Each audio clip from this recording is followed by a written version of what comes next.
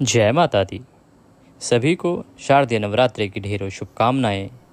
बात करेंगे शारदीय नवरात्रि में महाअष्टमी और महानवमी किस दिन है, कन्या पूजन किस दिन करना चाहिए, आपको जो विसर्जन करना है, कलश विसर्जन करना है या फिर आपने जो अखंड ज्योत जलाई है, आपने घर में माता की चौकी सजाई है, उसको कब हटाना है, घर में आपने जवारे बोए हैं उनका क्या करना है, कलश में डाली गई जो वस्तुएं हैं उनका क्या करना है, कलश पर रखे हुए नारियल का क्या करना है, माता पे चढ़ी चुन्नी का क्या करना है।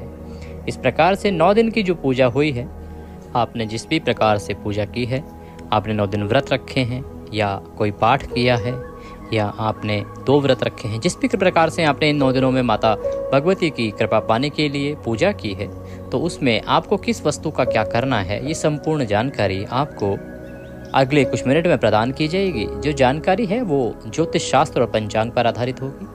बताएंगे आपको कि अष्टमी किस दिन करनी चाहिए, नवमी किस दिन करनी चाहिए और क्यों करनी चाहिए।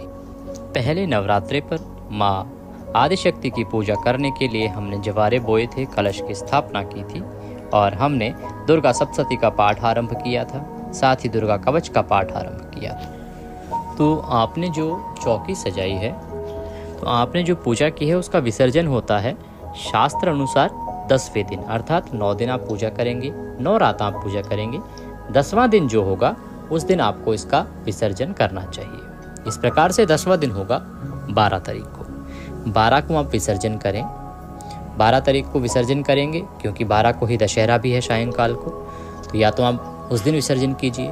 बहुत से लोग ऐसे हैं वो ये कहते हैं जी कि हमारे यहाँ तो 10वें दिन या दशहरे को विसर्जन नहीं होता है, तो आपको अगले दिन करना चाहिए। कुछ लोग अष्टमी करते हैं, वो लोग अष्टमी पर विसर्जन कर देते हैं और कुछ लोग नवमी पूजते हैं और वो नवमी पर विसर्जन करते हैं। ये आपकी अपनी मान्यताओं के अनुसार है। शास्त्र अनुसार 9 दिन और 9 रातों की माता की पूजा आराधना होती है और 10वें दिन विसर्जन होता है। तो जो आपको उपयुक्त जान पड़े उसके अनुसार आप कीजिए। आपके यहाँ जैसे होता हो आप उसके अनुसार कर सकते हैं, और अगर आपको ज्ञात ना हो तो सर्वोत्तम है आप 9 दिन और 9 रात पूजा करें और 10वें दिन इसका विसर्जन करें। बात करते हैं विसर्जन में किस चीज़ का क्या करना है, फिर बताएंगे कि अष्टमी कब करनी है, नवमी कब करनी है। आरंभ करते हैं कलश से। कलश जब स्थापित किया था तो उस कलश के अंदर हमने हल्दी डाली थी और सुपारी डाली थी, लौंग इलायची डाली थी, एक सिक्का डाला था चांदी का या सामान्य सिक्का डाला होगा आपने। आपको करना क्या है कि उस कलश में से जो सामान है उस सामग्री में से उस सिक्के को निकालना है, अपने मस्तक से लगाना है और उसको अपनी तिजोरी में रख देना है माता का नाम लेते हुए। तिजोरी में रखने से होगा क्या कि आपके घर में बरकत होगी, माँ लक्ष्मी सदा आपके घर में विराजमान रहेंगी, कभी भी धन की हानि नहीं होगी और आपकी जो तिजोरी है वो सदा भरी रहेगी और लक्ष्मी का आशीर्वाद आपको प्राप्त होता रहेगा माता रानी के आशीर्वाद से। इसीलिए उसे तिजोरी में रखें। बाकी जो उसकी सामग्री है उसको आप प्रवाहित कर दें। जो जल होगा ना कलश के अंदर, उस जल का क्या करना है कि जल को आपको पूरे घर में छिड़काव करना है। वो बहुत ही पवित्र जल होता है, उसके अंदर बहुत पॉजिटिव एनर्जी होती है। जो ब्रह्मांड की संचरित एनर्जी है, पॉजिटिव एनर्जी, वो सारी उसके अंदर आई होगी। तो उस जल को आप छिड़केंगे पूरे घर में और उसकी शुरुआत आपको करनी चाहिए अपने किचन एरिया से। तो रसोई घर से आरंभ कीजिए और पूरे घर में उसका छिड़काव कीजिए। बालकनी पे भी करना चाहिए, बाहर की दहलीज पे भी आपको करना चाहिए। हाँ, बाथरूम को आपको अवॉइड करना चाहिए। बाथरूम जैसी जगह पर आप उसको ना छिड़कें क्योंकि वो अपवित्र जगह है, तो वहाँ पे आप उसका छिड़काव ना करें। अब ये निर्भर करता है कि आपने कलश कैसा लिया था, स्टील का किसी धातु का कलश लिया था या मिट्टी का।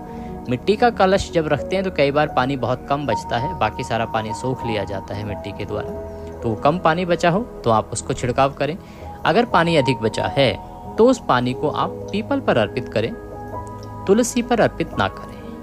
उसका कारण ये है कि माता को कभी भी तुलसी नहीं चढ़ती है, इसीलिए तुलसी पर अगर आप जल चढ़ाते हैं तो वो अशुभकारी होगा, उससे माँ कुपित हो जाएंगी, रुष्ट हो जाएंगी। तो जो बचा हुआ जल है, छिड़काव के बाद भी अगर बच जाए, बहुत अधिक जल हो, तो आप उसको पीपल पर चढ़ा दें। अब उसके ऊपर जो आपने नारियल रखा था, श्रीफल जिसे कहते हैं, उसका क्या करना है। सबसे पहले तो उस पे आपने चुन्नी लपेटी थी या जो आपने कलावा लपेटा था, चुन्नी लपेटी थी, आप माता के आशीर्वाद के रूप में उसको घर पे रख सकते हैं या उसको प्रवाहित भी कर सकते हैं। नारियल को लीजिए, नारियल को छील के आप तोड़ लीजिए और कुछ जगह पर इसको प्रसाद रूप में खाया जाता है। कि माता का प्रसाद है। तो जब आप इसका विसर्जन करते हैं तो उस नारियल को तोड़ के उसका पानी पी लेते हैं और जो गोला गिरी निकलती है ना अंदर से, उसको आप प्रसाद के रूप में स्वयं ग्रहण करें, परिवार में या जो अन्य जन हैं उन सभी में बांटते हैं, या आप उसको भी सामग्री के साथ विसर्जित कर सकते हैं। कलश के घट पे हमने एक कलावा बांधा था, उस कलावे को खोल के और उसको अपनी कलाई पर बांध ले। ये माता का आशीर्वाद के रूप में बहुत ही शुभ और कल्याणकारी रहेगा आपके लिए। इसी प्रकार से जो नारियल पे अगर आपने कलावा बांधा था तो आप उसे भी अपने पारिवारिक जनों के साथ अपनी कलाई पर बांध सकते हैं। इस प्रकार से आपको कलश का विसर्जन करना चाहिए, उठान करना चाहिए। अब बात करते हैं, अगर आपने खिचड़ी बोई है, जवारे बोए हैं, तो उनका क्या करना है। जब आप पूजा कर लेंगे माँ आदि शक्ति की, तो आपको वो जवारे, पहले तो उसका जो बर्तन है उसको थोड़ा सा खिसका दीजिए और उसके बाद उन जवारों में से कुछ जवारे लीजिए, उनको अपनी तिजोरी में रखिए। ये माता का आशीर्वाद होगा, या अपने पर्स में भी रख सकते हैं, और ऐसा माना जाता है कि ये माता के आशीर्वाद के रूप में होते हैं। इनको जहाँ भी रखा जाएगा ये आपको शुभ फल देंगे। जब भी कभी आपको पूरे साल में कोई मुसीबत या परेशानी लगे तो आप उन जवारे का दर्शन कर लीजिए, माँ से निवेदन कीजिए, माँ अवश्य ही आपकी उन परेशानियों का हरण करती हैं, ऐसी मान्यता है। तो आप इस प्रकार से जवारे को रख लीजिए। थोड़े जवारे आपको प्रसाद रूप में ग्रहण भी करने चाहिए। जितने भी पारिवारिक जन हैं तो उनको जवारों को एक एक दो दो जवारा ले ले, जितना भी हो सके आप उसको खाइए, प्रसाद के रूप में ग्रहण कीजिए। ये आपके लिए कल्याणकारी होगा। जवारे बहुत अधिक होते हैं और वो बच जाएं तो उनको आप किसी गौशाला को दान दे दें या गाय को खिला दें। ये संभव ना हो तो बहते हुए जल में प्रवाहित करें। एक बात का ध्यान रखें, जवारों को काटें नहीं, उनको उखाड़ा जाता है, तो आप कृपया उनको किसी भी चीज़ से काटें ना, उखाड़ें और उखाड़ के ही उनका प्रयोग करें। ये क्रियाकलाप आपको करना कब है? ये सब करना है आपको 10वें दिन सुबह उठ के स्नान आदि करके सूर्य को जल दें। आपका जो पूजा स्थल है वहाँ पर बैठ जाएं, विधि विधान से पूजा करेंगे आदि शक्ति की। पहले स्नान कराएंगे, रौले कुमकुम आदि का तिलक लगाएंगे, फूलों की माला पहनाएंगे। अखंड ज्योत आपने पहले से जला रखी होगी, अगर अखंड नहीं जलाई थी तो घी का दिया जलाएंगे। देवी को निवेदन करेंगे कि हे माँ, हे आदि शक्ति, आपने 9 दिन तक हमारे यहाँ वास किया, हमने विधि पूर्वक आपकी पूजा की, अर्चना की। इसमें कोई गलती, कोई त्रुटि, कोई भूल हमसे हुई हो तो उसे क्षमा करें, क्योंकि आप दया सिंधु हैं और हम आपके दर के भिखारी हैं। हे माँ, हमारी जाने अनजाने की गलतियों को क्षमा करते हुए अपना आशीर्वाद हमें प्रदान करें कि हमारा जीवन सुख में व्यतीत होता रहे और हम इसी प्रकार से प्रत्येक नवरात्रि पर आपका पूजा अर्चन करते रहें। इस प्रकार निवेदन करके माता को नमस्कार करेंगे। आवाहनम न जानामि विसर्जनम, पूजम जैवम न जानामि क्षम्यतां परमेश्वरः। हे माँ, हम आपका न आवाहन जानते हैं, न पूजन जानते हैं, न विसर्जन जानते हैं। हम तो अज्ञानी जीव हैं। जैसी बन पड़ी है वैसी सेवा आपकी की है। इसके निमित्त अब आपको जाते हुए अर्पित करने के लिए हमारे पास कुछ भी नहीं है। क्या है? मालती मलका जाति सत्पत्रादि संयुक्तम पुष्पांजलि मया दत्ता ग्रहणाम परमेश्वर। हे माँ, ये पत्र पुष्प की भेंट है, क्योंकि तन मन धन सब कुछ आप ही का है, हम पहले ही कह चुके हैं। हमारे पास ये पत्र पुष्प की भेंट है, इसे स्वीकार करें और दया का आशीर्वाद प्रदान करें। वह पत्र पुष्प माता के चरणों में छोड़ दीजिए, माता को नमस्कार कीजिए और उसके बाद जो हमने आपको विधान बताया है कि कलश किस प्रकार से उठाना है, वस्तुओं का क्या करना है, खिचड़ी किस प्रकार से उठानी है, वस्तुओं का क्या करना है। एक चीज़ जो हम बताना भूल गए अभी, वो ये है कि जो आपने मिट्टी के बर्तन इसमें प्रयोग किए हैं ना, खिचड़ी बोने के लिए या कलश के रूप में, तो वो दोनों ही चीज़ों का आपको प्रवाह करना चाहिए। वो दोबारा यूज़ के लिए नहीं होते हैं, दोबारा प्रयोग नहीं होंगी वो चीज़ें। ज़्यादा से ज़्यादा जो खिचड़ी वाला जो बर्तन है उसको आप किसी पक्षी को पानी पिलाने के लिए प्रयोग कर सकते हैं, कि आप उसमें पानी भर के रख दें तो पक्षी जो है वो आके पानी पीते रहें। कहीं भी आप छत पे रख दीजिए, बाहर रख दीजिए या बालकनी में रख दीजिए, जो आपके यहाँ पे उपयुक्त स्थान आपको लगता है वहाँ पे आप उसको रख दीजिए पानी भर के। तो इस बहाने पक्षी जो हैं वो आएंगे, पानी पिएंगे, उसका भी पुण्य आपको प्राप्त होगा। परंतु ये चीज़ें जो मिट्टी की हैं उनको पुनः प्रयोग में नहीं लाया जाता है। अगर धातु के बर्तन हैं तो आप उनको पुनः प्रयोग में ला सकते हैं। अब बात करेंगे कंजक की। आपने कंजक कब बिठानी है, अष्टमी की कंजक कब करनी है और नवमी की कंजक कब है, अर्थात महाअष्टमी और महानवमी किस दिन है।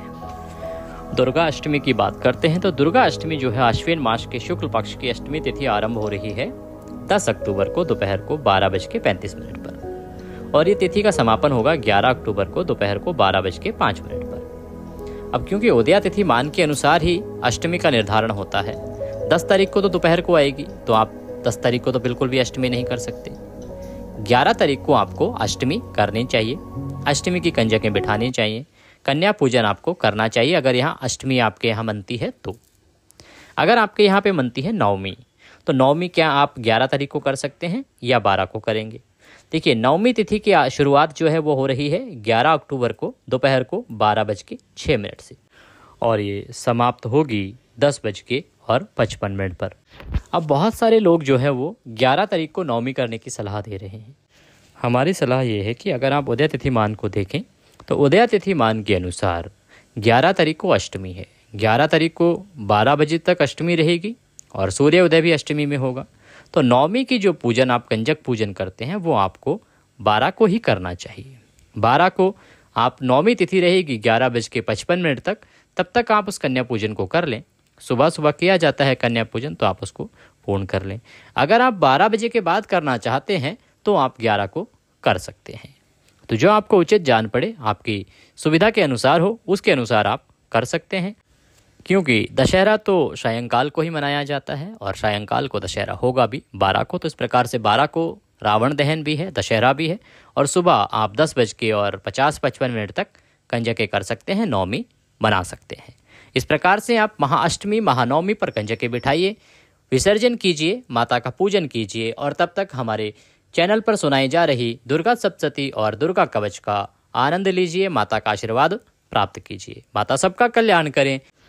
कमेंट बॉक्स में लिखें जय माता दी, वीडियो को लाइक करना ना भूलें। जय माता दी।